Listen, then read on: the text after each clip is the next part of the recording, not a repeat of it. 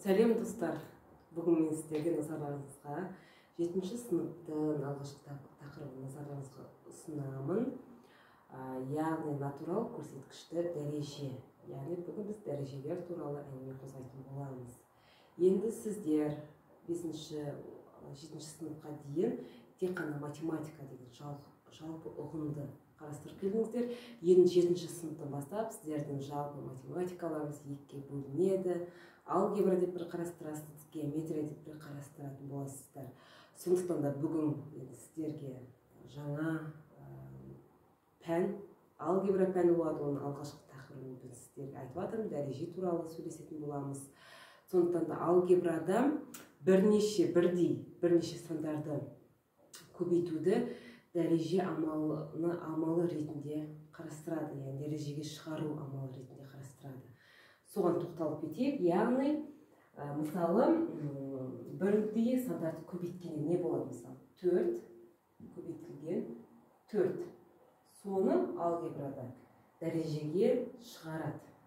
Яғни, 4-тің 2 дәрежесіне шығарады. Осыны біз дәрежеге шығару амалы дейміз. Бірдей сандарды көбейтуді дәрежеге шығару амалы деп атаймыз. Енді 4 рет көбейтейік. Онда 4-тің 4 дәрежесі болады. 100 рет көбейтсеңіздер, 100 дәреже болады. Қанша рет көбейтесіздер бір санды өз-өзіне, сонша дәрежеге шығарып отырасыздар. Мысалы, бір асан алайық. Асан өз-өзіне n рет көбейтейік. Асанын өз-өзіне n рет көбейтейік. Яғни, мына жерде n рет көбейтінді бар деген сөз. Бұны дәрежеге шығарамыз, аның n дәрежесіне шығарамыз. Енді аның n дәрежесіне шығарамыз. Аның n дәрежесі n-тен 1 болған кезде қанша болады? Аның 1 дәрежесі болады. Ол а санының өзіне тең болады. Сонда мына жерде біз n үлкен 1 деп шарт қойсақ болады. n-іміз үлкен 1-ден, ал n 1-ге тең болса, ол санның өзіне тең болады. Ал n 0-ге тең болса деген сұрақ туындайды. Ал n 0-ге тең болған жағдайда a-ның 0 дәрежесі қаншаға тең болады? A-ның 0 дәрежесі 1-ге тең болады. Енді кез келген санның, қандай сан болсын, ол оң сан болсын, ол теріс сан болсын, айырмашылығы жоқ, кез келген санның 0 дәрежесі 1-ге тең болады. Неге деген сұрақ туындауы мүмкін ғой балалар сіздерде?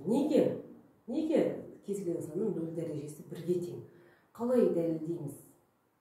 Математика дәлдікті жақсы көреді, солай ғой? Қалай дәлелдейміз кез келген санның 0 дәрежесі 1-ге тең дегенді? Ол дәлелденбейді, бұл бізде тұжырым. Математикада тұжырым деген ұғым бар. Бұл бізде тұжырым, біз солай аламыз. Математикада осылай алынған. Яғни кез келген санның 0 дәрежесі 1-ге тең. Ол талқыланбайды, ол дәлелденбейді. Бұл тұжырым. Осылай қабылдаймыз. Кез келген санның 0 дәрежесі 1-ге тең. Жаттап алыңыз, естеріңізде сақтап алыңыз. Енді теріс санның мәселесіне тоқталып кетейік. Теріс санның дәрежесіне тоқталатын болсақ, теріс санның дәрежесіне оң сан шығады, егер n дәрежеміз бізде жұп сан болатын болса. Ал теріс сан шығады, егер n, яғни дәрежеміз бізде тақ сан болатын болса, теріс сан шығады. Яғни, енді мына жерде тоқталып кетейік, n бізде дәреже көрсеткіш деп аталады. Әдеби тілмен, математикада, алгебрада n бізде дәрежелік көрсеткіш деп аталады. Ал a бізде дәрежеге шығарылатын санның негізі деп аталады. Дәрежеге шығарылатын a бізде негізі деп аталады, n бізде дәрежелік көрсеткіш деп аталады. Шатастырмаймыз. Егер қандай да бір есепте сұрақтар келіп жатса, a бізде негізі, n бізде дәрежелік көрсеткіш деп аталады. Енді кішкене мысалдар қарастырып жіберейік. 5-тің 6 дәрежесі, яғни оны ашып жазатын болсақ қалай болады? 5-ті өз-өзіне 6 рет көбейтеміз. өз-өзіне 6 рет көбейтеміз.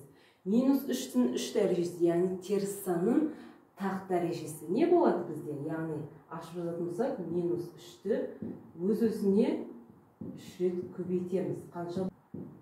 -3-ті өз-өзіне 3 рет көбейтсек, бізде 27 болады, солай ма? 27. Қандай 27? -27. 2 минус бізге плюсті береді, мына минус бізге минусты береді. Яғни теріс санның тақ дәрежесінен теріс сан шығады. Әр кезде теріс сан шығады. Енді теріс санның жұп дәрежесі беріп тұр. -4-тің 4 дәрежесі.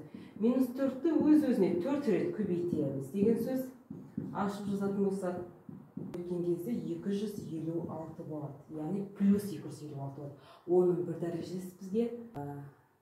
Достар, осымен натурал көрсеткішті дәреже тақырыбын осымен тамамдаймыз. Келесі сабақта осы тақырыпқа бірінші есептер қарастыратын боламыз. Келесі кездескенше сау болыңыздар.